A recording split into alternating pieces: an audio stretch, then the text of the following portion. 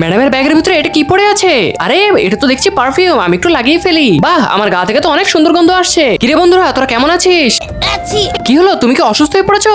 হ্যাঁ, আমি অনেক অসুস্থ হয়ে পড়েছি। আরে তোমরা এমন কেন করছো? আমি তো কিছুই বুঝতে পারছি না। তোরা এমন কেন করছিস? তুই আমাদের থেকে অনেক দূরে থাক, তুই আমাদের আশেপাশে আসবি না। আমি তো কিছুই বুঝতে পারছি না, ওরা আমার সাথে এমন কেন করছে। কি ব্যাপার, ক্লাসের ভিতরে এটা কিসের গন্ধ?